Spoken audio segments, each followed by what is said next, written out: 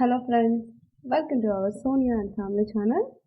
పెరియ పురాణం తిరుజ్ఞాన సంబంధ part 1 part 2 videos post చేశాను. చాలా పెద్ద కథ. పెరియ పురాణంలో ఒక విశిష్టమైన భక్తుడు కూడా. ఈరోజు మిగతా భాగాన్ని తెలుసుకునే ప్రయత్నాన్ని చేద్దాము. గ్రీష్మ ప్రతాపం. రోజులు గడుస్తున్నాయి. మంచు ముక్కల కాలం కరిగిపోతుంది. చలికాలం గడిచింది. మండే ఎండాకాలం ఆగమించింది. ఈ సమయంలో కమల బాంధవుడు మకర రాశిలోకి ప్రవేశించాడు. సప్త సాగరాలు ఆ ఈశ్వరునికి సప్తాశ్వని కిరణ ప్రభావానికి ఇంకిపోతాయా అనిపిస్తోంది. ఖర్వాటుల శిరస్సుల్ని ప్రచండుడు తన ప్రతాప జ్వాలతో పరిపాలిస్తున్నాడు. ప్రజలంతా గ్రీష్మ తాపాన్ని తట్టుకోలేక చల్లని మలయమారుతాన్ని, సుగంధి చందన ద్రవాన్ని, వాసనావాసిత శీతలోదకాన్ని, ముక్తాహారాలను కోరుకుంటున్నారు. చల్లని పానీయాలపై ఇష్టాన్ని చూపిస్తున్నారు. మూగజీవాలు సైతం దప్పికతో ఎండమావుల్ని చూసి నీరుగా భ్రమించి అటువైపుగా పరుగులు తీస్తున్నాయి. నిరంతరం నీటి బిందువుల కోసం ఎదురు చూసే చాతక పక్షులు నీరు కరువైపోవడంతో ఎక్కడ నీటి చుక్క లభ్యమవుతుందా అని వెతుకులాట ఆరంభించాయి. పక్షి సమూహాలు తీవ్రమైన ఉష్ణాన్ని భరించలేక రెక్కలు అల్లార్చుకుంటూ శీతల ఛాయల కోసం వెతుకుతున్నాయి. ఉన్నవారు భవనాలపై చంద్రశాలలను, చల్లని నీడనిచ్చే ఉద్యానవనాలను ఏర్పాటు చేసుకుంటున్నారు. మరికొంతమంది చల్లదనం కోసం నీటి సరస్సుల వద్దకు వెళ్ళి అక్కడే ప్రొద్దు గడుపుతున్నారు.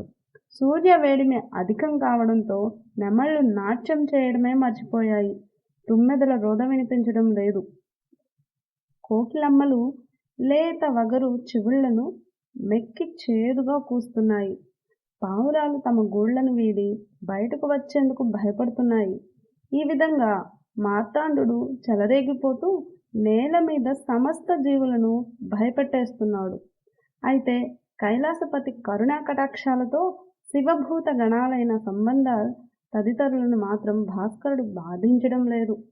పైగా తామీ ఎండాకాలంలో మరింత చల్లగా హాయిగా ఉన్నామని తెలియజేశారు. వారి మాటలు విని జనులంతా ఆశ్చర్యచకితులయ్యారు. ప్రస్తుతం సంబంధ తదితరులు తిరువారై మెట్రాలిని క్షేత్రం వెళ్ళి అక్కడ జ్యోతిస్వరూపుడైన పరమేశ్వరుణ్ణి పూజించి అక్కడి నుండి తిరుచ్చటి మఠానికి వెళ్ళి ఎల్లవేళలా భక్తుల్ని కాపాడే మహేశ్వరుణ్ణి మనసారా ప్రార్థించి తిరుప్పటీచరం వెళ్ళారు. వీరిక్కడికి చేరుకోగానే వీరికి ఎండవేడిమి బాధించకుండా శివాజ్ఞ మేరకు భూత గణాలన్నీ ఆకాశంపై నుంచి ముత్యాల చాందిని పట్టి ఉంచారు. ఈ దృశ్యం అక్కడి వారందరికీ ప్రత్యక్షంగా కనిపించింది. ఉమాపతి తమపై ప్రత్యేకంగా చూపిస్తున్న వాత్సల్యాతిశయానికి సంబంధుడు ఆనంద పారవశ్యంలో తేలియాడుతూ నేలపై పడి సాష్టాంగ దండ ప్రణామం చేశాడు. అప్పుడు సంబంధుడు పట్టీశ్వర వాసులంతా వెన్నంటి వస్తుంటే ఆలయంలోకి వెళ్ళి బ్రహ్మాదులు కూడా చూడశక్యం కాని భవునకు నమస్కరించి ఎన్నో కీర్తనలను స్వామితో కీర్తించాడు. అక్కడి నుండి సంబంధ తిరుప్పళయూరు, పడదళి, ఇరుపులంయై తదితర శివక్షేత్రాన్ని దర్శించి ఆయా చోట్ల తమిళ పద్యమాలికలతో స్వామివారిని వర్ణిస్తూ ఆయన గళంలోనే వాటిని అలంకరింపచేస్తున్నాడు. అనంతరం తిరుచ్చరై, తిరువాలూరు, కడవాయిల్, నరైయూరులను సేవించి తిరుపతేర్ వెళ్ళి అక్కడ కొన్నాళ్ళున్నాడు. ఇక్కడ శివపురం ఆలయంలో జటాజూటంలో గంగను ధరించిన జటాజూటధారిని కీర్తించాడు. ఇక్కడి నుండి ఆలయాలకు ఆటపట్టైన కుడముక్కు చేరుకున్నాడు. సంబంధ రాక తెలిసి ఇక్కడి వాసులు వేద పండితులు వేద మంత్రాలతో పూర్ణ కుంభంతో అతనికి ఘన స్వాగతం చెప్పేందుకు తరలివచ్చారు. కుంభేశ్వర ఆలయం తూర్పు ద్వారం గుండా ఆలయంలోకి ప్రవేశించాడు. సంబందార్ ఇక్కడ కొలువున్న పరమేశ్వరుడే నన్ను నడిపించే దైవం అంటూ కీర్తించాడు. ఇక్కడ నుండి సంబందార్ కారోసం వెళ్ళి మూడవ కంటితో మన్మధుడిని మసి చేసిన ముక్కంటిని తిక్కశంకరయ్యను పూజించాడు. ఇక్కడే మఖా నక్షత్రం ఉన్న సమయంలో గంగతో సహా అన్ని పుణ్యతీర్థాలు సంగమించే సరోవరం నెలకొంది. ఆ పవిత్ర సరోవరం తీర్థంలో స్నానం చేసి బిందు వనరించే కాంతిపుంజమా, ఎనలేని కారుణ్యమూర్తిని కురిపించే పరమేశ్వర అంటూ శివుణ్ణి కీర్తించారు. ఇక్కడి నుంచి తిరునాగేశ్వరం వెళ్ళి అక్కడ కొలువైన గజచర్మధారిని స్తుతించాడు. బంగారు తునక మొలక. అనంతరం సంబందార్ కావేరీ నదీ తీరానున్న తిరువిడై మడుదూరు వెళ్ళాడు. ఇక్కడ సదాశివుణ్ణి సర్వ విధాలుగా స్తుతించాడు. సంబందార్ అడుత్తురైలో ఉన్నప్పుడే తండ్రి తాను శివయాగం చేయడం కోసం శీర్ఘాలికి వెడతానని, యాగం కోసం కొంత ధనం ఇవ్వమని కుమారుణ్ణి అడిగాడు. శివపాద హృదయుడు వెంటనే సంబందార్ అడుత్తరేశ్వరుణ్ణి ప్రార్థించాడు. స్వామి, నిన్ను అభ్యర్థించడమే తప్ప నీకు ఇచ్చేందుకు నా వద్ద ఏమీ లేదు. నేనే నీవైనప్పుడు ఇంకా ఇచ్చేదేముంటుంది? అందుకే నాకు అక్షయ సంపదనిచ్చి తండ్రి నిర్వహించబోయే నీ యాగం నిర్విఘ్నంగా జరిపించుకోమని అభ్యర్థిస్తూ అభవుణ్ణి కీర్తించాడు. అంతే. శివాదేశం మేరకు శివభూత గణాల్లో ఒకరు స్వర్ణకాసుల మూటను పట్టుకొని వచ్చి ఆలయ బలిపీఠంపై ఉంచి, ఇది నీ కోసమే, దీన్ని తీసుకో, అవసరానికి వినియోగించమని ఆకాశవాణి ద్వారా పలికించాడు పరమేశ్వరుడు. ఇదంతా ఈశ్వర కటాక్షంగా భావించిన సంబంధార్ సర్వేశ్వరునికి సాష్టాంగపడ్డాడు. ఆలయ బలిపీఠంపైనున్న స్వర్ణరాశుల మూటను తీసుకొని తండ్రికి అందించాడు. తండ్రి, లోకరక్షణ కోసం, ప్రజాశాంతి కోసం నీవు తలపెట్టిన యాగాన్ని దిగ్విజయంగా నిర్వహించు. ఈ బంగారు కాసుల యాగ నిర్వహణకే కాక ఇంకా మిగులుతాయి కూడా. ఆ కాసుల్ని ప్రజోపయోగం కోసం, దాన ధర్మాల కోసం వినియోగించు అని చెప్పాడు సంబందార్. శివపాద హృదయుడు ఆనందంతో ఆ సొమ్మును అందుకొని కుమారుణ్ణి హృదయానికి హత్తుకొని శీర్ఘాలకి పయనమయ్యాడు. సంబంధుడు మాత్రం అడుత్తురైలోనే ఉండి ఇక్కడి అడుత్తరి ఈశ్వరుణ్ణి తన కవిత గానంతో అలరించేవాడు. అక్కడి నుంచి తిరుక్కోణం చేరుకొని సర్వరోగ నివారకుడైన తిరుక్కోళీశ్వరుని లోకాన్ని ఆరోగ్య పదంలో తిరువాళుందూరు, తిరుత్తరిత్తి క్షేత్రదర్శనం చేసుకుని ఆయా చోట్ల తన కవితలతో శివుణ్ణి స్తుతించాడు. ఇంకా అతను దర్శించుకున్న క్షేత్రాల్లో మావలూరు, మైలాడుతురై, సెంపోన్పల్లి, పెరియలూరు, తిరువెట్టకుండి, ధర్మపురం తదితర శివక్షేత్రాలు ఉన్నాయి. ఒక సందర్భంలో పెరుపానార్ సంబంధాలకు భక్తిపూర్వకంగా స్వాగతం పలికింది. ధర్మపురంలోనే. ఇది పానార్ మాతృమూర్తి పట్టిన దేశం. సంబంధార్ ఇక్కడికి రాగానే పానార్ బంధువులంతా సంబంధార్ ఇక్కడికి వచ్చాడని తెలిసి మధురమైన కీర్తనలను పానార్ తన వీణయ్యపై ఆలపిస్తాడని ఆయన్ను ఇక్కడకు తీసుకువచ్చారు. అయితే పానార్ తాను పెద్ద వీణావాదకున్నన్న అహంకారంతో సంబంధార్ గీతాలు నా వీణపై పలకవు, మీరు కూడా ఇదే విషయాన్ని అతనికి తోటివారికి తెలియచెప్పండి అని చెప్పాడు. అందుకు సంబంధార్ పరమేశ్వరుని మా ధర్మడప్పిడి అనే కీర్తనకు అపూర్వమైన రాగాన్ని జోడించి అద్భుతంగా గానం చేసి పరమేశ్వరునికి అర్పించాడు. సంబంధార్ ఆలపించిన ఆ అద్భుత అపురూపమైన ఆ కీర్తనను నిజంగానే పానార్ వీణపై పలికించలేకపోయాడు.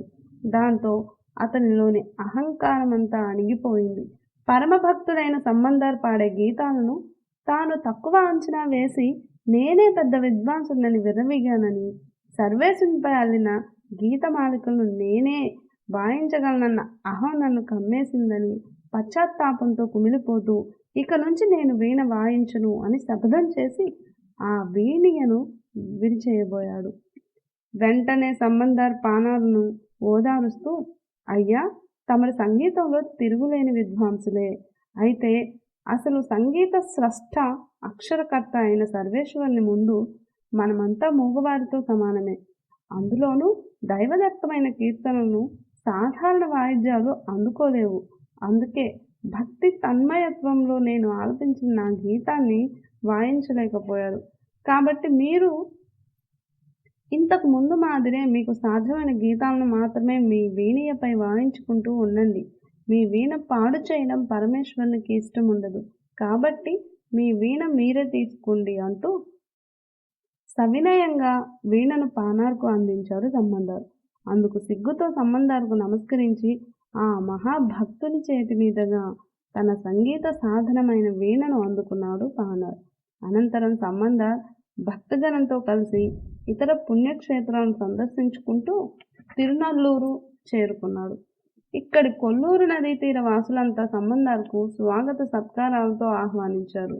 అందరితో కలిసి ఇక్కడి శివాలయానికి వెళ్ళి మహాదేవుని దర్శించి తన్మయుడై పోహం అత్తపూన్ మలయాళనే సంగీతంతో మహేషుని కీర్తించాడు.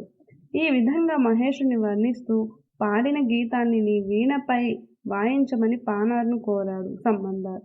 సంబందార్ ఎంత మధురంగా గానం చేశాడో అంతే మధురంగా పానార్ గీతాన్ని తన వీణపై వాయించి అక్కడి వారందరినీ పరవశుల్ని చేశాడు. ఇక్కడి నుండి నిత్యం వికసిత పద్మాలతో చూపరులకు నయనానందం కలిగించే ఎర్ర తామరలతో అలరారే తిరుచాత్తమంగై అనే ప్రాచీన పుణ్యస్థలి చేరుకున్నాడు. ఇక్కడే ఉంటున్న తిరునీలనక్క నాయనారనే భక్త శిఖామణి సంబంధుని రాక విని పూర్ణ కుంభంతో అతనికి స్వాగతం పలికాడు. సంబంధుడు ఆ భక్తునితో కలిసి అక్కడి ఆయనందీశ్వరు ఆలయానికి వెళ్ళి భక్తిపూర్వక అంజలి సమర్పించి నీలనక్కరు అభ్యర్థనపై అతనింటికి వెళ్ళాడు. నాయనార్ సంబందార్ అతనితో వచ్చిన అందరి భక్తులకు సంతృప్తిగా కమ్మని విందు చేశాడు. పానార్ దంపతులు కూడా సంబంధంతో కలిసి అక్కడే ఉండిపోయారు.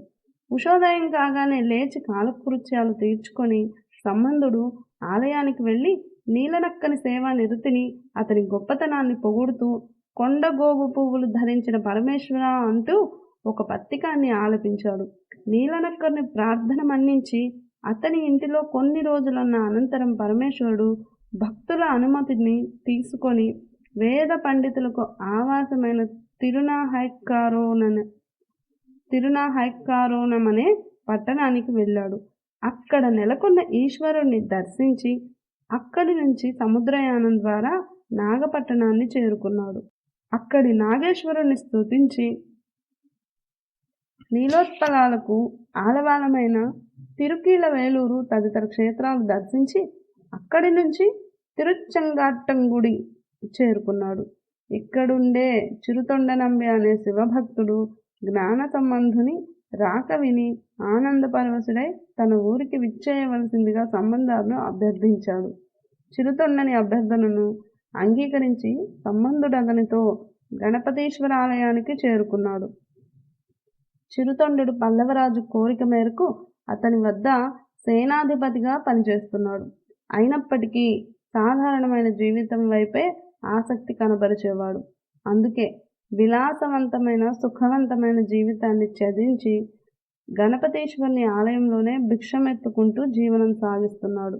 ఇప్పుడు సంబందార్ అతని వెంట వచ్చిన భక్తుల్ని ఈ ఆలయానికే తీసుకువచ్చాడు. సంబందార్ గణపతీశ్వరునకు సాష్టాంగ ప్రణామం చేసి చేతులు మోడ్చి చిరుతొండని సేవా భాగ్యాన్ని మెచ్చుకుంటూ పట్టికంతో శివుణ్ణి 1000 విధాలుగా కీర్తించాడు. పిదప మంత్రివర్యుడైన బ్రాహ్మణ చిరుతొండని ఇంటికి వెళ్ళి అతనిచ్చే ఆతిథ్యాన్ని స్వీకరించాడు. అతని అభ్యర్థన మేరకు కొన్ని రోజులు ఇక్కడ ఉండి తన యాత్రను కొనసాగించడం ప్రారంభించాడు.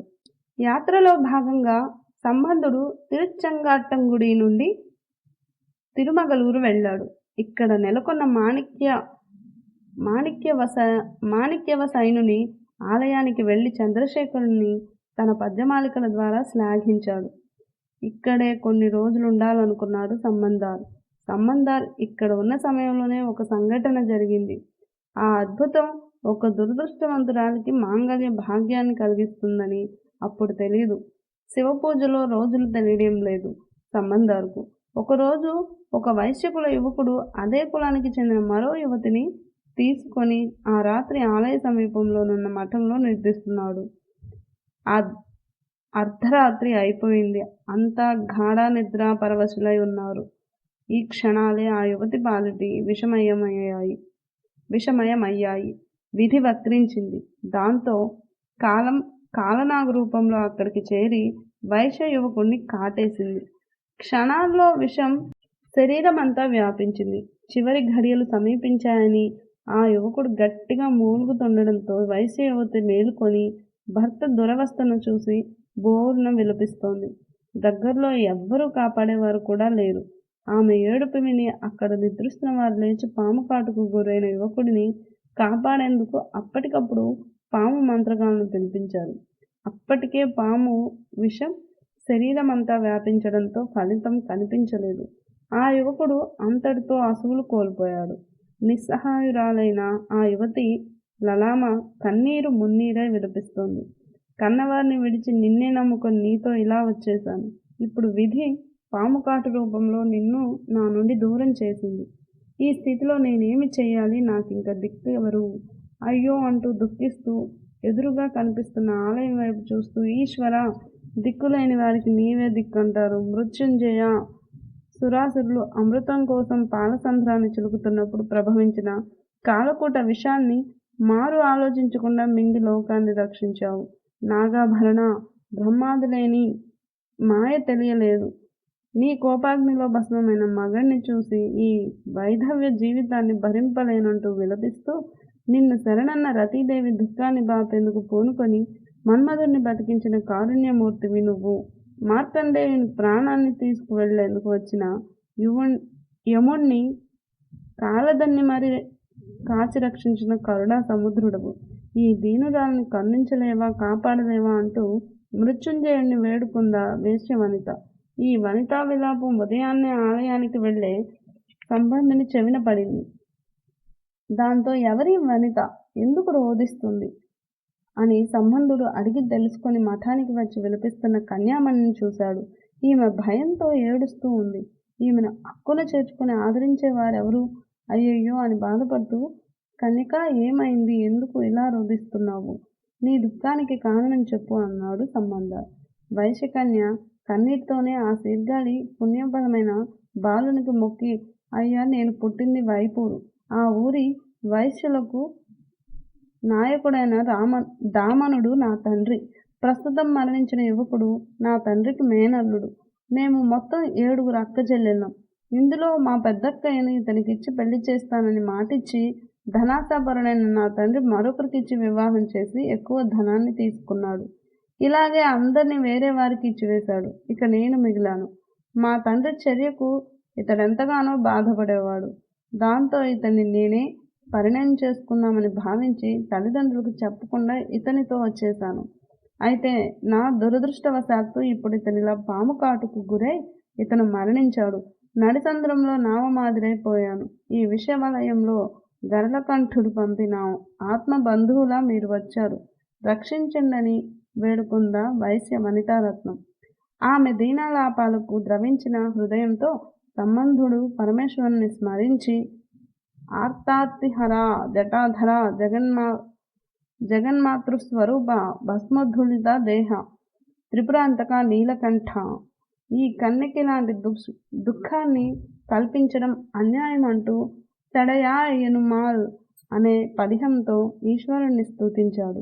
వెంటనే ఆ వైశ్య యువకుడు నిద్ర నుండి లేచిన వాని వలె లేచి సంబంధార్ పాదాలకు నమస్కరించాడు. అక్కడి వారంతా కూడా సంబంధార్ చరణాలపై పడి సాష్టాంగం ప్రణామాలు చేశారు. హరహర మహాదేవ, శంభో శంకర అంటూ నినదించారు. అప్పుడు సంబంధుడు వైశ్య యువకులను ఉద్వాహం చేసుకోమంటూ దీవించి పంపించాడు. అనంతరం చిరుతొండనితో కలిసి ఆలయానికి వెళ్లి మహేశ్వరుని కీర్తించి చిరుతొండడిని అక్కడి నుంచి వెళ్ళిపోమ్మని ఆదేశించి సంబంధ శివక్షేత్రయాత్రను కొనసాగిస్తూ తిరుమురుగలూరును సమీపించాడు. సంబంధుడు ఇక్కడ ఉండగానే చిరుతొండడు సంబంధుని ఒక్కసారి తిరిగి తిరుచెంగాట్టం గుడికి రమ్మని పునరాహ్వానించాడు. సంబంధుడు ఇక్కడ తిరుమురుగులూరులోని ఆలయంలో తిరుమురుగులేశ్వరుని దర్శించినప్పుడు తిరుచ్చంగట్టంగుడిలోని గణపతీశ్వరుని మాదిరిగానే గోచరించాడు. ఈ దృశ్యం చూడగానే సంబంధర్ పరవశించిపోయాడు. అంగమం వేదామం అనే పదాలతో స్వామిని స్తుతించాడు. చిరుతొండని అభ్యర్థన మేరకు గణపతీశ్వరుని ఆలయానికి వచ్చి ఈశ్వరుని కీర్తించి తిరిగి తన యాత్ర సాగించాడు. అందులో భాగంగా తిరుపుగలూరు చేరగానే సంబంధుని రాక విని మురుగనాయనారనే భక్తుడు మరికొందరి భక్తులతో వచ్చి స్వాగతం పలికాడు. వారితో కలిసి ఇక్కడి శివాలయం వెళ్ళి పొహలూరు పుణ్యాత్మ అంటూ పత్తికాన్ని పాడాడు. అనంతరం మురుగనాయనారు ప్రార్థన ఆలించి అతని మఠంలో కొన్ని రోజులు ఉండిపోయాడు సంబంధాలు. ఈ సమయంలోనే మురుగనాయనారు సేవా నిరవతను కొనియాడుతూ పద్యాలు చెప్పాడు. సంబంధుడు పొహలూరులోని ఉన్న కాలంలో వాగీసుడు అప్పార్ తిరువారూరు వాల్మీకనాథుని సేవించి తిరుపుహలూరులోని వర్ధమానేశ్వరుని సేవించేందుకు బయలుదేరాడు.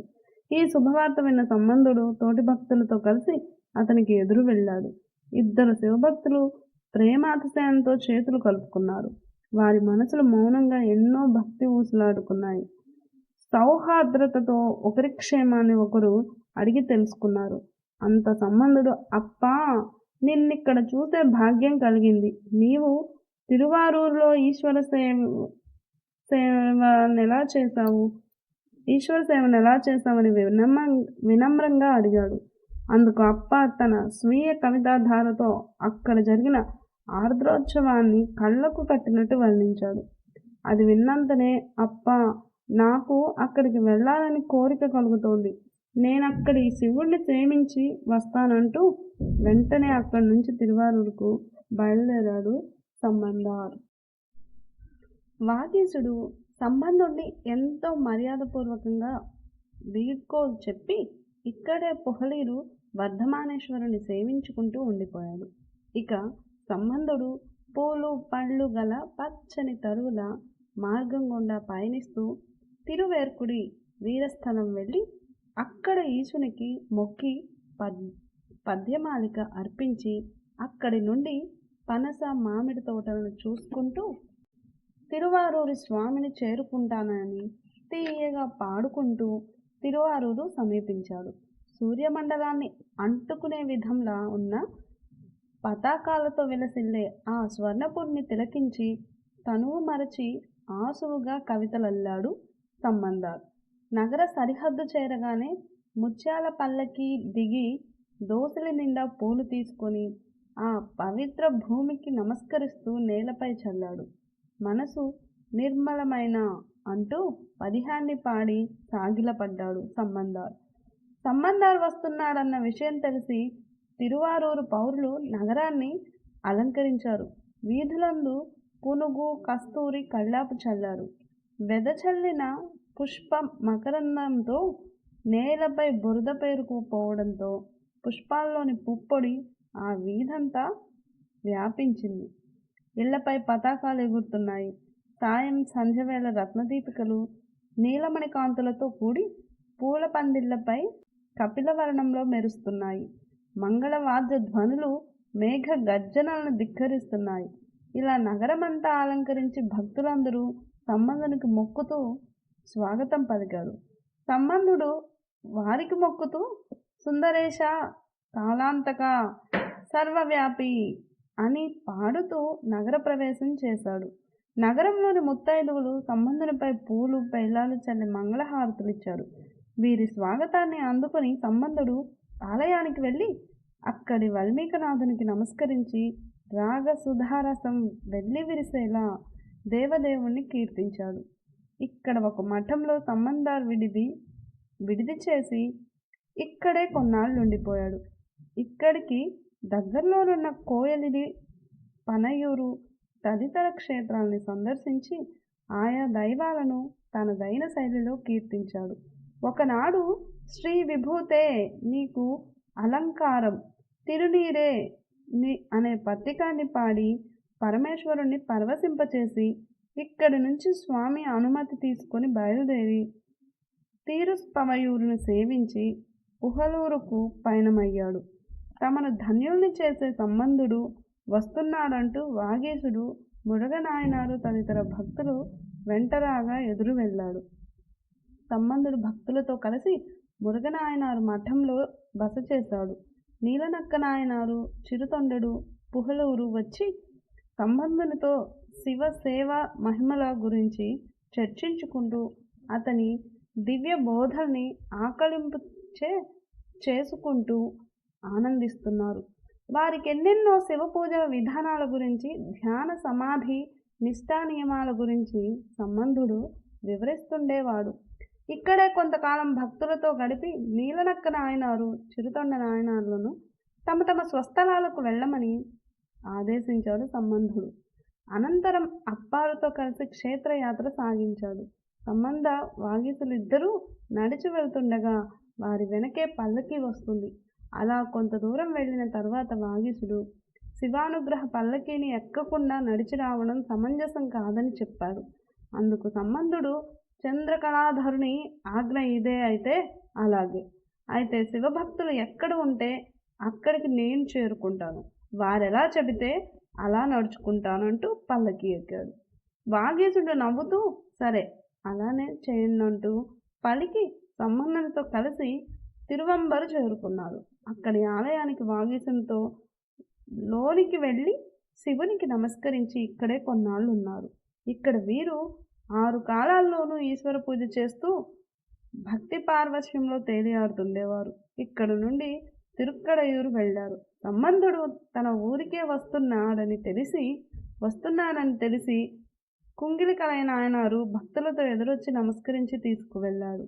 సంబంధుడు అతనితో వీరస్థానాలయం వెళ్ళి అక్కడ కాళహస్తుణ్ణి యముడు శిక్షించిన మృత్యుంజయునికి మొక్కి మధురమైన గీతికతో స్తుతించి తర్వాత కలయనాయనారు ఇంటికి వెళ్ళి అతని అతిథి సత్కారాన్ని స్వీకరించి కొన్నాళ్ళు అతనితో గడిపాడు సంబంధాలు.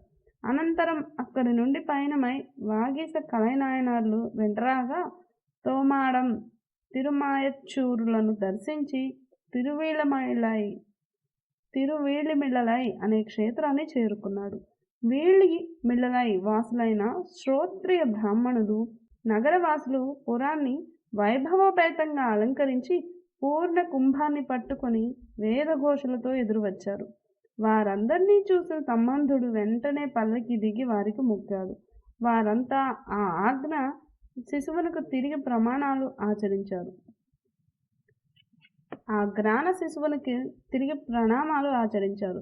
సంబంధుడు కౌపీనధారి శివ అని పాడుతూ వాగీసాదులతో ఆలయ ప్రవేశం చేసి ఆదిమలింగాన్ని చూసి ఆనందపరవశుడై గంగాధర పరమేశ అని పాడుతూ స్తుతించాడు. వాగీశుడు ఆలయానికి ఉత్తరాన ఉన్న మఠానికి వెళ్ళాడు. సంబంధుడు తూర్పు వీధిలోని మఠానికి వెళ్ళాడు. వారిరువురు అక్కడి శివుణ్ణి సేవించుకున్నారు. అక్కడి నుండి పెరుందురై శ్రీరామలక్ష్మణులు దశరథునికి తిలతర్పణం ఇచ్చిన తిలవైపుది అనే దివ్యస్థలికి వెళ్ళి తిరిగి వీళ్ళిమిళ్ళలికి వచ్చారు. వీళ్ళిమిళ్ళలిలో సంబంధుడు ఉన్న సమయంలోనే శీర్గాళి విప్రోత్తములకు సంబంధాన్ని చూడాలనే కోరిక కలిగి వారంతా ఇక్కడికి వచ్చారు. వారిని అక్కడి శ్రోత్రియులంతా సముచిత రీతిలో సత్కరించారు. వారంతా సంబంధాన్ని చూసి ఒక్కసారి శీర్గాళికి రమ్మని అభ్యర్థించారు. వారి మాటలకు సంబంధుడు అందుకు అంగీకరించి మీ మాటలు బాగున్నాయి, రేపు ఇక్కడి శివుని అనుమతిని పొంది వెళ్దామని చెప్పాడు. ఆ రాత్రి వీరంతా వీళ్ళిమిళ్ళలి విప్రోత్తముల ఇంటిలో విందు చేశారు. ఇక్కడ ఓ విచిత్రం జరిగింది. ఆనాటి రాత్రి సంబంధుడు పడుకొని ఉండగా కలలో శీర్గాళి దైవమైన తోణియప్పరు దర్శనమిచ్చి నీవు ఇక్కడే ఉండి ఆలయ విమానంపై నా రూపాన్ని దర్శించి పూజించుకో అని ఆదేశించాడు. తెల్లవారగానే సంబంధ ఆలయానికి వెళ్ళి దేవ విమానం వద్ద తోణియప్పను దర్శించి అక్కడి రూపం ఇక్కడ కనిపించడం అంతా నీ లీలా వైభవమేనంటూ పాడి ఆలయం వెలుపలికి వచ్చి శీర్గాళి వాసులతో అయ్యలారా, బ్రహ్మపురీశ్వరుడు ఉమాసహితుడై నాకు ప్రత్యక్షమై ఆయన తత్వాన్ని తెలియజేశాడు. కాబట్టి మీరు అన్యదా భావించకుండా మన శీర్గాళికి వెళ్ళమని చెప్పాడు. దాంతో వారంతా చేసేది లేక దిగులు ముఖాలతో తోణిపురి శీర్ఘాలకి తిరిగి వెళ్ళారు. అనంతరం వాగీసునితో కలిసి ఇక్కడే ఈశ్వర సేవ చేసుకుంటూ ఉండిపోయారు. కరువు కాలం. కాలం ఎప్పుడూ ఒకే తీరులో ఉండదు కదా. అయితే వీరు ఇక్కడున్న సమయంలోనే దురదృష్టవశాత్తు వర్షాభావ పరిస్థితులు ఏర్పడ్డాయి. నదుల్లో నీరు ఇంకిపోయింది. పాడి పంటలు తగ్గిపోయాయి. ఎండలు తీవ్రమయ్యాయి. పైరు పచ్చలన్నీ ఎండిపోయాయి. జీవులన్నీ ఆహారం దొరక్క అల్లాడిపోతున్నాయి. దైవ కార్యాలకు ఆటంకం ఏర్పడింది. ఈ దుస్థితిని తిలకించి వాగీశ సంబంధులు విలవిల్లాడిపోయారు. అష్టమూర్తి లోకరక్షకుడు విశ్వవ్యాపి అయిన పరమేశ్వరుని పాదకమలాన్ని స్మరించుకుంటూ పరిస్థితిని ఎలా అధిగమించాలా అని ఆలోచిస్తూ నిద్రించారు. స్వార్థరహిత ఆలోచనలకు సర్వేశ్వరుని అండ సదా ఉంటుందన్నట్టు ఆ రాత్రి వారు స్వప్నంలో శివుడు సాక్షాత్కరించి యశోమంతులారా, ఈ కరువు పరిస్థితి కాల వైపరీత్యం వల్ల సంభవించింది. అది మిమ్మల్ని ఏమీ చేయలేదు. కానీ ఊరి వారిని, మీ భక్తుల కష్టాలను తీర్చేందుకు మీకు ఒక్కొక్కరికి ఒక్కొక్క బంగారు కాసును నా ఆలయ తూర్పు పశ్చిమ బలిపీఠాలపై లభించేలా చేస్తాను. దాన్ని మీరు నా అనుగ్రహంగా స్వీకరించి పరిస్థితిని అధిగమించండి అని సెలవిచ్చి అంతర్ధానమయ్యాడు. దాంతో వారిద్దరూ పరమేశ్వరుని దయా స్వభావానికి పొంగిపోతూ ఆలయానికి వెళ్ళి ప్రదక్షిణం చేసి నమస్కరించుకున్నారు.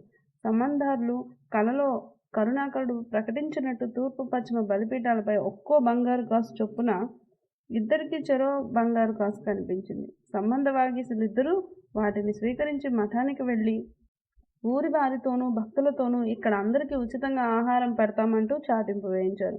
ఇంతలో ఆ బంగారు కాసులను విక్రయించి వచ్చిన సొమ్ముతో ఆహార పదార్థాలను తెప్పించి షడ్రుచోపేతమైన భోజనాన్ని అందరికీ పెట్టి వారందరినీ సంతృప్తిపరిచారు.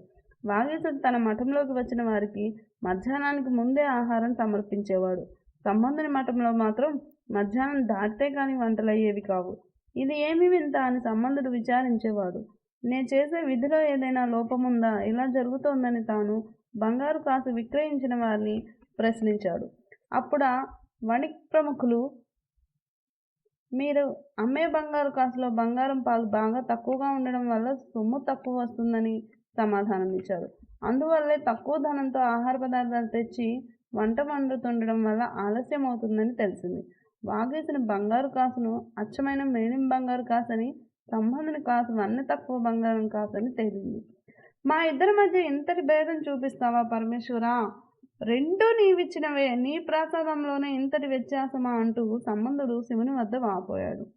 సంబంధుని విచారాన్ని గ్రహించి అతని అనుమానాన్ని నివృత్తి చేసేందుకు భక్త, నిజమే, వాగేసిన బంగారు కాసులో బంగారం పాలు ఎక్కువ ఉంది. ఎందుకంటే అతనెప్పుడు నా ఆలయానికి వచ్చినా నన్ను సేవించి మాత్రమే తృప్తి పడ్డాడు. ముందుగా ఆలయమంతా తన డోకుడు పాలతో గడ్డి గాదాలను శుభ్రపరిచి శారీరక సేవ చేస్తాడు. అలాగే మానసికంగా అనుక్షణం నన్నే ధ్యానిస్తుంటాడు. ఈ విధంగా అతను శారీరక, మానసిక, వాచికంగా నన్ను సేవిస్తాడు. కాబట్టే అతనికిచ్చిన కాసు అచ్చమైన బంగారంతో కూడిందయింది. నీవు మాత్రం మానసిక, వాచక సేవలనే చేస్తావంటూ సందేహ నివృత్తి చేశాడు. దాంతో సంబంధుడు వాగీసుని భక్తి ప్రపత్తులను కొనియాడుతూ ఆలయానికి వెళ్ళి పరమేశ్వరుని దర్శించి స్తుతించాడు. అప్పటి నుంచి సంబంధాలకు కూడా మేలిమి బంగారు కాసే అనుగ్రహిస్తున్నాడు. అలాగే వైశ్యులు కూడా ఆ కాసులకు ఎక్కువ సొమ్మే ఇస్తున్నారు. ఆ రోజు నుండి సంబంధుని మఠంలో కూడా తొందరగానే వంటలు అయ్యేవి. ఇలా కరువు ఉన్నంతకాలం వాగీస సంబంధులు ఇద్దరూ ఊరి వారందరికీ భోజనాలు పెట్టి ఆ పరిస్థితిని చక్కదిద్దారు. కొంతకాలానికి వర్షాలు కురిశాయి. దేశం సుభిక్షమైంది. వేదారణ్యంలో విచిత్రం. తర్వాత భక్త శిఖామణులిద్దరూ అక్కడి నుంచి బయలుదేరి తిరువాంచియం, తాళయ్యాలుకాడు, ఆలంగడు, వేలూరు, శాంతంగుడి, కరవీరం, విలమరు, తిరువారూర్, తిరుక్కారోయిల్, తెంగూరు, కొట్టూరు, వేంతురకై, తిరుక్కాలూరు తదితర శివక్షేత్రాలను దర్శిస్తూ కౌండిన్య గోత్రోద్ధారకుడైన సంబంధుడు వాగీశంతో కలిసి తిరుమరక్కాడు చేరుకున్నారు. తమ ప్రాంతానికి వాగీశ సంబంధాలు వస్తున్నారని విన్న వేదారణ్యవాసులంతా తమ పురాన్ని అంగరంగ వైభవంగా అలంకరించి మంగళ వాద్యాలతో ఎదురువచ్చి ఘనస్వాగతం పలికారు. వెంటనే సంబంధార్ ఎక్కిన పల్లకి దిగి భక్తులందరికీ వందనాలు చేసుకుంటూ వేదఘోషతో పునీతమైన పరిసరాలు కల పుడమి తల్లికి సాగిలపడి అనంతరం వేదాలేశ్వరుని దర్శించేందుకు ఆలయ ద్వార గోపురం చేరుకున్నారు. ఆలయం చుట్టూ ప్రదక్షిణం చేసి స్వామి దర్శనం కోసం ఆలయ ప్రధాన ద్వారం వద్ద వచ్చి నిలుచున్నాడు. స్వామి అలిగాడో ఏమో, సింహద్వారం గుండా వీరికి దర్శనం లభ్యం కాకుండా ద్వారం మూసుకుపోయింది. భక్తులు ఇద్దరూ నిరాశపడ్డారు. అది చూసి అక్కడి వారంతా ప్రధాన గర్భగుడి సింహద్వారం ఎప్పటి నుంచో ఇలా మూసుకుపోయింది, దాంతో మేమందరం పక్క ద్వారం ఏర్పాటు చేసుకుని అక్కడి నుంచి స్వామిని దర్శించుకుంటూ ఉంటున్నామని చెప్పారు. వెంటనే సంబంధుడు అయ్యా, మనం సింహద్వారం నుంచే దర్శనం చేసుకోవాలి, ఏం చేస్తావో తెలియదు, మూసుకున్న ద్వారం తెరుచుకోవాలి, నీవు నీ కవితా శక్తితో తలుపులు తెరుచుకునేలా చెయ్యి అని కోరాడు. సంబంధుని ఆజ్ఞ మేరకు వాగీశుడు తన మధురమైన పలుకులతో ఉమాదేవి అని కీర్తిస్తూ ఒక పత్తికాన్ని ఆలపించాడు. అయినా ఆ తలుపులు తెరుచుకోలేదు. అప్పుడు వాగీశుడు 11వ పద్యం కూడా గానం చేశాడు. వెంటనే ఎప్పటి నుంచో మూసుకుపోయిన ఆ సింహద్వారం తలుపులు విచిత్రంగా తెరుచుకున్నాయి. ఈ మహిమను చూసి అక్కడి భక్తులు, ఆకాశంలోని దేవతలు చేసిన జయఘోషలతో దిక్కులన్నీ పిక్కటిల్లాయి. సంబంధుడు వాగీశుని భక్తి తత్వాన్ని కొనియాడి సింహద్వారం గుండా వేదాలేశ్వరుని దర్శించుకున్నాడు. అనంతరం వాగీశుడు సంబంధునితో, అయ్యా, తెరుచుకున్న తలుపులు మీ అపూర్వ గానంతో తిరిగి మూసుకునే విధంగా చేయమని అర్థించాడు. వెంటనే బాలశివ భక్తాగ్రేశ్వరుడు 4 వేదాలు అంటూ ఒకే ఒక పద్యం చెప్పాడు. వెంటనే తెరుచుకున్న తలుపులు మూసుకున్నాయి. వాగీశాదులందరూ సంబంధుని మహిమను వేల విధాలుగా కొనియాడారు. ఆకాశం నుంచి పుష్పవర్షం కురిసింది. అప్పటి నుంచి పూర్వం మాదిరి ద్వారబంధాలు మూసి తెరుచుకుంటున్నాయి. భక్తులంతా గర్భగుడి సింహద్వారం గుండానే స్వామిని దర్శనం చేసుకుంటున్నారు. ఈ అదృష్టానికి భక్తులంతా ఆనందించారు. వేద పండితులకు, ఘనపాఠులకు నిలయం తిరుమరైకాడు. అందుకే ఈ ఊరికి వేదారణ్యంగా ఖ్యాతికెక్కింది. వేదాలు వల్లెవేయడంలో ఇక్కడి వారంతా దిట్టలే. ఇక్కడి ఆలయంలో పండితులంతా కూర్చొని వేదాలు వల్లించేవారు. వేద విధులంతా అలా వేదాలు చదువుతుండగా ఏమైందో ఏమో, ఉన్నట్టుండి గర్భగుడి తలుపులు మూసుకుపోయాయి. అప్పటి నుంచి ఎంతమంది ప్రయత్నించినా మూతపడ్డ తలుపులు తెరుచుకోలేదు. బహుశా వేదవేద్యుడైన పరమేశ్వరుణ్ణి వేదాలతో స్తుతించే సమయంలో ఎక్కడో అపశృతి దొర్లుంటుంది. అందుకే ఇలా అయిందేమో. ఇలా మూసుకున్న తలుపుల్ని తెరవడం అనేది వేదాల్ని మననం చేసేవారికే సాధ్యమవుతుందనుకున్నారు అక్కడి వారంతా. ఏమైనా అప్పటికి మనసులో కొద్దిగా బాధగా ఉంది. తాను 10 పద్యాలు చెప్పినా తెరుచుకొని తలుపులు సంబంధుడు చెప్పిన ఒక్క పద్యంతోనే మూసుకున్నాయి. నా భక్తి ఈశ్వర సేవలో లోపముందా? ఇలా చేయడంలో పరమేశ్వరుని భావం ఏమిటి అని ఆలోచించాడు. అప్పుడు ఈశ్వరుడు వాగీశుని కల్లో వేదాలేశ్వరుడు కనిపించి తిరువాన్మియూరునకు రా అని చెప్పి తాను నడుస్తూ వెళ్ళిపోయాడు. వెంటనే అప్పర్ దిగ్గున లేచి శివునికి నమస్కరించి భక్తితో పరమేశ్వరుని అనుసరించాడు. శివుడు వాగీశునకు దగ్గరగా నడుస్తున్నట్టు కనిపిస్తూనే అందనంత దూరంలోనే ఉంటూ వేగంగా నడుస్తున్నాడు. ఇక్కడ సంబంధుడు వాగీశుడు ఎక్కడికి వెళ్ళిపోయాడో తెలియక అక్కడి వారిని అడిగాడు. వారు ఉదయాన్నే వాగీశుడు లేచి తిరువాన్మియూరు వైపుగా వెళ్ళడం చూశామని చెప్పారు. నాతో చెప్పకుండా ఎందుకు వెళ్ళాడనుకుంటూ సంబంధుడు అతన్ని వెతుకుతూ వెళ్ళాడు. అయితే సంబంధుడు తిరువాన్మియూరు వెళ్ళేసరికి అక్కడ వాగీశుని ఎదురుగా ఉమాసహితుడైన మహేశ్వరుడు తాండవం చేసే దృశ్యం కనిపించింది. సంబంధార్ ఆది దంపతులు నాట్యకేళిని చూసి పరవశిస్తూ తలరివాల అనే పదాలతో స్తుతించాడు. వారిద్దరూ కలిసి అక్కడ కొద్ది రోజులుండి తిరిగి వేదారణ్యానికి తిరిగి వచ్చారు. అదే సమయంలో పాండ్యదేశంలో మతపిచ్చిలో కూరుకుపోయి కొట్టుమిట్టాడుతోంది. అక్కడ శైవ వైదిక మార్గం అధపాతాళానికి అణిగిపోయింది. జైన మతం విజృంభించి తన వికృత చేష్టలతో భక్తి మార్గాన్ని భ్రష్టు పట్టిస్తోంది. ఆ దేశ రాజు కూడా జన్మాంతర పాప ఫలితంగా జైన మతాన్నే స్వీకరించి వారిదోలోనే నడుస్తున్నాడు. యథా రాజ తదా ప్రజ అన్నట్టు ప్రజల సన్మార్గాన్ని వీడి వారు కూడా జైనులై పాపకార్యాలకే ఒడిగడుతున్నారు. లేని పక్షంలో వారే బలవంతంగా జైన మతం స్వీకరించే పరిస్థితిని కల్పిస్తున్నారు. ఆ కాలంలో దేవాలయాలన్నీ మఠాలుగా, వసతి గృహాలుగాను మారిపోతున్నాయి. ఎక్కడ చూసినా జైనులు తలలకు నెమలి ఈకలు చుట్టుకొని చేతిలో కమండలాలు ధరించి నడుముకు చుట్లు చుట్టుకొని మతాచార్యులమని చెప్పుకుంటూ తిరుగుతున్నారు.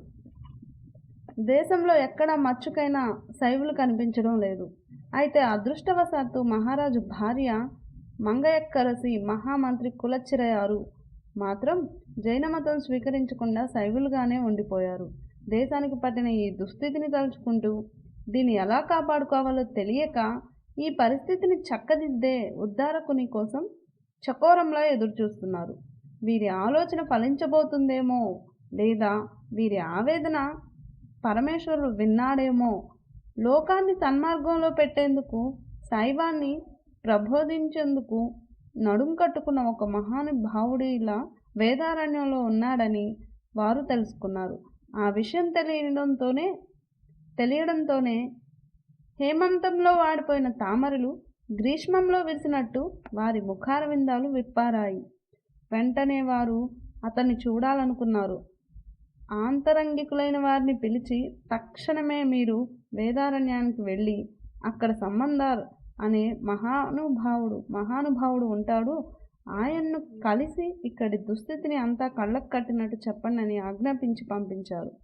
వారు మహారణ్యాలు దాటి మొగలిపూలతో మనోహరమైన సముద్ర తీరాన్ని ప్రవేశించి అక్కడి నుండి వేదారణ్యానికి చేరుకున్నారు.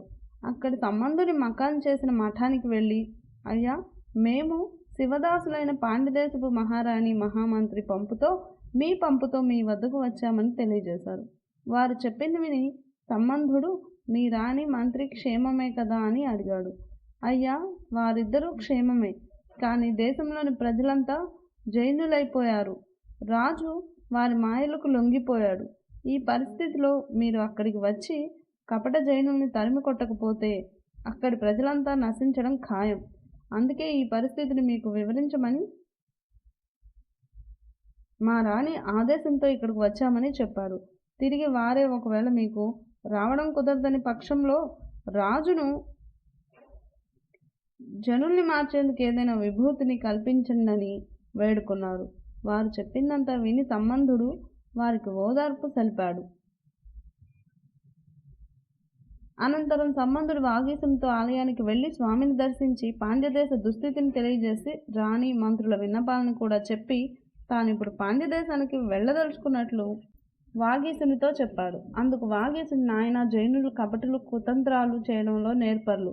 అయినా నీ గ్రహస్థితి గమ్యం ఇప్పుడు సరిగ్గా లేదు.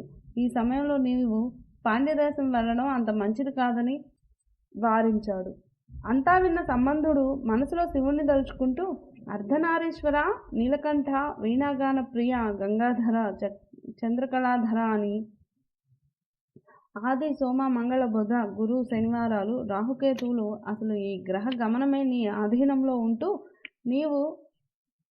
నీవు నడవడమన్నట్లు నడుస్తాయి.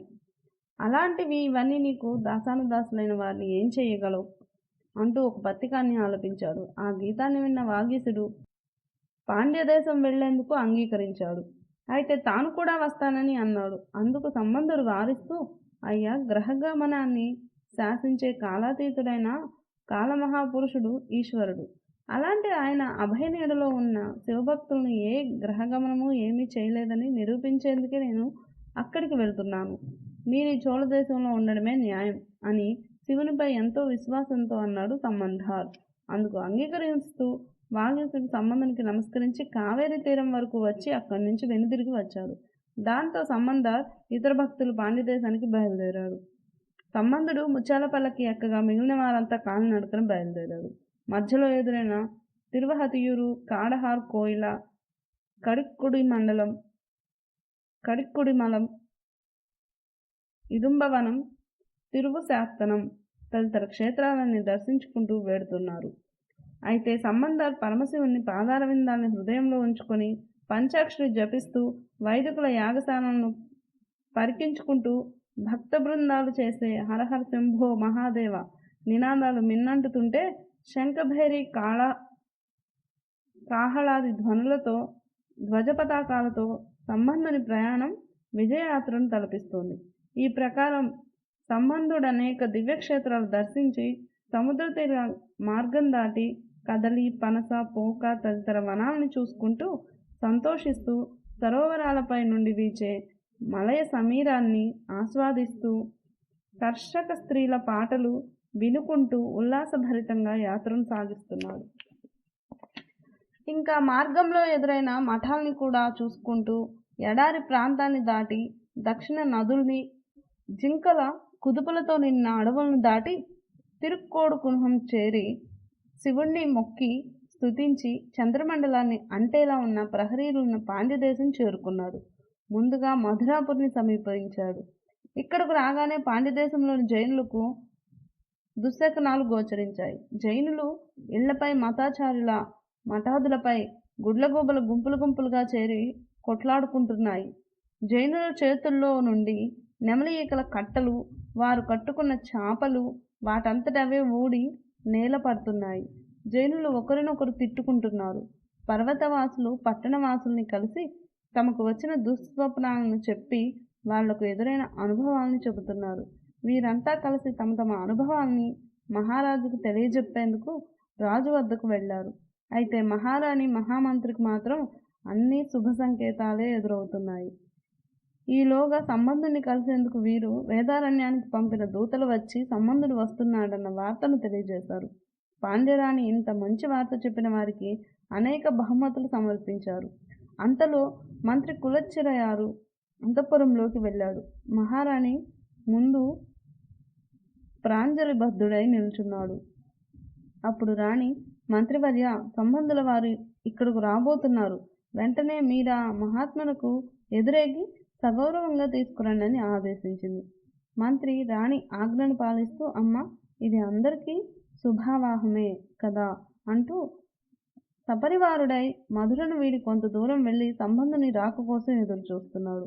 ఇక్కడ అంతఃపురంలో మహారాణి మంగయక్కరసి ఆలయానికి వెళ్ళి సోమసుందరేశ్వరుని పూజించి వస్తానని భర్త అనుమతి పొంది భౌని శ్రీపాదాలను సేవించి సంబంధుని దర్శించాలనుకుని అతని రాక కోసం ఎదురు చూస్తూ ఉంది.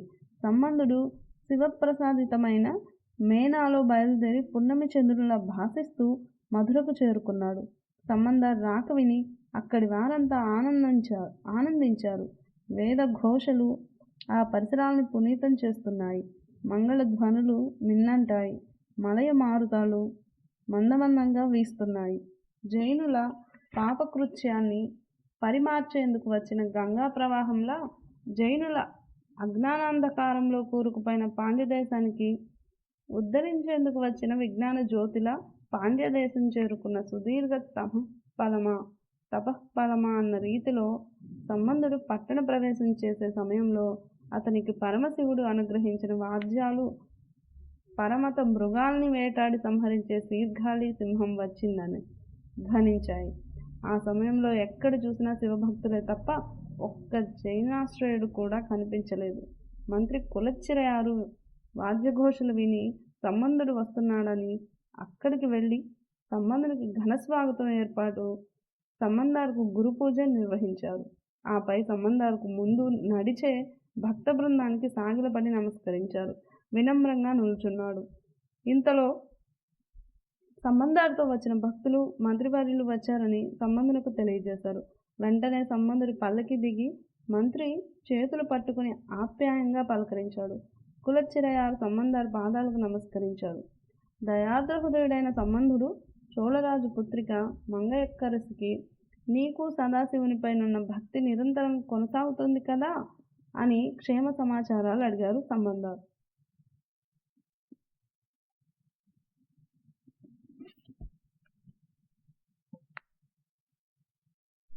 అందుకు మంత్రి, తమ ఆశీర్వాద బలంతో మేమందరం కుశలంగానే ఉన్నాం. అయితే వేద మార్గాన్ని నిరసించే జైనులపై విశ్వాసంతో వారి మతంలోకి చేరిన పాండ్యరాజు తిరిగి విభూతి మహిమను తెలిసి శైవంలోకి వచ్చేలా మీరు చేయాలని కోరుతూ మా రాణి మీ శ్రీచరణాలకు మొక్కి అంతఃపురానికి తీసుకురమ్మని ఆదేశించాలని విన్నవించాడు మంత్రి. సంబంధుడు అతని వినయానికి సంతోషిస్తూ, మంత్రివర్య, మధురలో సోమసుందరిని ఆలపోయి నిలయం ఎక్కడుంది అని ప్రశ్నించాడు. అందుకు మంత్రి, దేవా, అదిగో ఆకాశం అంటుతున్న. అప్పుడు సంబంధుడు మంగయక్కరసి కులచ్చిరయార్ల సేవలందుకునే స్వామి కొలువుండే ఆలయం ఇదేనంటూ స్వామిని కొనియాడుతూ శివభక్తులతో కలిసి మీనాక్షి సుందరేశ్వరిని ఆలయానికి వెళ్ళి, నిన్ను చూడాలన్న నా కోరిక ఇన్నాళ్లకు నెరవేరింది కదా సుందరేశ్వర, నీల మామిడట్రు అలవాయిన్ నీలకంధర, కాలకూట విషాన్ని మింగిన గరళకంధర అని ప్రారంభించి ఒక పద్యం మాలిక నల్లి స్వామి మెడలో అలంకరించాడు. సోమసుందరాలయంలో కొద్దిసేపుండి అనంతరం ఆలయం బయటకు వచ్చాడు. దైవ సందర్శనాభిలాషతో వెళ్లే సంబంధుని చూసి పాండ్యరాణి మంగయక్కరసి ఆ మహాభక్తునికి ఎదురు వెళ్లకుండా ఒక పక్క ఒదిగి నుంచుని సంబంధార్ బయటకు వచ్చే వరకు వేచి ఉండి, ఆ జ్ఞానమూర్తి సంబంధార్ బయటకు రాగానే ఎదురు వచ్చి శిరసు వంచి నమస్కరించింది. అప్పుడు మంత్రి, అయ్యా, ఈమె చోళరాజు పుత్రిక, పాండ్యదేశపు మహారాణి అని పరిచయం చేశాడు. ఆమె అతని పాదాలకు మొక్కింది. సంబంధుడు ఆమెను ఆదరంగా లేవదీశాడు. అయ్యా, నేడు మా దేశమే ధన్యమైనట్టు భావిస్తున్నాను. నా ప్రాణనాథుడు చేసిన పాపం ఏమిటో కానీ ఈ జైనాంధకారంలో కూరుకుపోయారు. ఈ దుస్థితి నుండి మీరే విముక్తి కల్పించాలని వాపోయింది. అమ్మ, ఇక మీరు మీ అంతఃపురానికి వెళ్ళిపోండి, మేము త్వరలోనే మీ అంతఃపురానికి వస్తామని చెప్పాడు సంబంధార్. దాంతో ఆమె అంతఃపురానికి వెళ్ళిపోయింది. మంత్రి కులచ్చిరయారు సంబంధార్ బస చేసేందుకు మఠం చూపించారు. అలాగే అతని తోటివారికి రాణి ఆదేశంతో మంత్రి కులచ్చిరయారు రాచ మర్యాదలతో రాచవిందు చేశాడు. పగలంతా విధి నిర్వహణలో అలసిపోయిన దివాకరుడు నెమ్మదిగా అస్త్రాదికి చేరుకున్నాడు. భవిష్యత్తులో జైనుల జీవితాలను కమ్ముకోబోయే చిమ్మ చీకటి ఇప్పుడే అలుముకుంటుందా అన్నట్టు నేలంతా చీకటి ఆవరిస్తోంది. సంబంధుడు పాండ్య గడ్డపైకి వచ్చాడని విన్న జైనవాదులంతా ఒక చోట చేరి సంబంధుడు అతని తోటివారు చేసే శివనామ సంకీర్తనాన్ని గురించి చెప్పుకుంటున్నారు. ఆ సంకీర్తన వారికి కర్ణకఠోరంగా వినిపిస్తోందనుకుంటాను. శివనామోచ్చరణ సహించలేక మహారాజుకు తెలియజెప్పేందుకు నిశ్చయించుకున్నారు. వెంటనే వారంతా రాజు వద్దకు వెళ్ళి ఇక్కడ జరిగే విషయాలతో పాటు సంబంధుని రాకను గురించి కూడా చెప్పారు. రాజా, ఇక్కడకు వచ్చిన వైదిక శైవులను చూసి మేమంతా అంటరాని వారమయ్యామా అన్నారు. అందుకు రాజు, అయితే నేను కూడా మీ ద్వారా వినరాని మాటలు విని అంటరాని వాడినే అయ్యాను. అసలు ఆ శివభక్తులు ఇక్కడకు ఎందుకు వచ్చారు, అందుకు కారణం ఏమిటని ఆగ్రహంతో ప్రశ్నించాడు. అందుకు వారు చోళదేశంలో ఉన్న శీర్ఘాలి గ్రామంలో పుట్టి శూలపాణి దయాలబ్ధితో జ్ఞానాన్ని పొందానని చెప్పుకుంటూ 10 మంది శివభక్తులను వెంట వేసుకుని ముత్యాల పల్లకి ఎక్కి మనల్ని వాదంలో ఓడిస్తానంటూ ఒక బాలకుడు ఇక్కడికి వచ్చాడు అని చెప్పారు. దాంతో రాజు మరింత కోపంతో మన అనుమతి లేకుండా ఇక్కడికి వచ్చిన ఇతన్ని ఏం చేయాలని అడిగాడు. అందుకు వారు, మహారాజా, పిచ్చుకపై బ్రహ్మాస్త్రం ఎందుకు, మన మంత్రశక్తితో అతడు బస చేసిన మఠంలో అగ్గి రగులుద్దాం, దాంతో అతడు భయపడి నగరం విడిచి వెళ్ళిపోతాడు అన్నారు. వెంటనే రాజు అంగీకరిస్తూ మీరు అనుకున్నట్టు చేసి అతన్ని తరిమి కొట్టండి ఆదేశించాడు. అనంతరం రాజు ఆలోచన మనస్కుడై పడుకున్నాడు. అప్పుడు మహారాణి మంగయక్కరసి రాజును సమీపించి తనకేమీ తెలియనట్టు, నాదా ఏమిటలా ఉన్నారని పలకరించింది. దేవి, శీర్ఘాలి బాలుడట, శంకరుని కరుణాపాత్రుడట, మన జైనుల్ని వాదనలో ఓడించేందుకు వచ్చాడట. అతన్ని చూడడం వల్ల మన జైనులు, ఆ వార్త వినడం వల్ల నేను అంటరాని వాళ్ళమైపోయాం. ఇదే నాకు బాధకి కారణం అన్నాడు రాజు. అందుకు రాణి, నాథా, ఇందులో విచారించేందుకు ఏముంది, వాదంలో ఎవరు విజయం సాధిస్తే వారినే మనం అనుసరిద్దాం అంది చాలా సాధారణంగా. రాజు ఏమీ మాట్లాడకుండా విశ్రమించాడు. కొద్దిసేపటికి మంత్రి కులచ్చిర నాయనారు రాణి వద్దకు వచ్చాడు. మంత్రి, అమ్మ, సంబంధుడు ఇక్కడకు రావడం మన అదృష్టం. అయితే మన దుష్టాత్ములు ఆ బాలునికి ఎలాంటి అపకారం తలపెడతారోనని భయంగా ఉంది. వారు ఎలాంటి నీచ కార్యాలైనా చేసేందుకైనా వెనకాడరు అన్నాడు. అప్పుడు మహారాణి, మహామంత్రి, మీరు చెప్పింది నిజమే. మన నగరంతో సంబంధులకు ఎలాంటి కష్టం కలిగినా మనం ప్రాణాలతో ఉండడం వ్యర్థం. కాబట్టి అలాంటివేమీ జరగకుండా కాపలా పెట్టండి, అన్ని జాగ్రత్తలు తీసుకోండి అని హెచ్చరించింది. రాజు అనుమతి తీసుకుని వెళ్లిన జైన రక్కసులు రహస్యంగా మంత్రాలు చదివి సంబంధుడు ఉంటున్న మఠానికి అగ్ని ప్రయోగం చేశారు. అయితే నుదుటిపై నిప్పు కంటిని ఉంచుకున్న ముక్కంటి భక్తులను క్షుద్రతంత్రాలు ఏం చేస్తాయి? జైనుల ఆటలేవి సంబంధుని ముందు పనిచేయలేదు. అది చూసి జైన్లు విస్తుబోతూ ఈ విషయం రాజుకు తెలిస్తే ఊరుకోడని భావించి మండే కర్రలు తెచ్చి మఠానికి నిప్పు పెట్టారు. మఠం అంటుకోవడం, జైనులే మఠాన్ని అంటించడం చూసిన వారు బాధపడుతూ మఠం తగలబడిపోతుంది, బయటకు రండి రండని కేకలు వేశారు. తర్వాతి వీడియోలో మిగతా చరిత్రను తెలుసుకునే ప్రయత్నాన్ని చేద్దాము. ధన్యవాదాలు. నచ్చినట్లయితే లైక్ చేయండి, షేర్ చేయండి, సబ్స్క్రైబ్ చేయండి.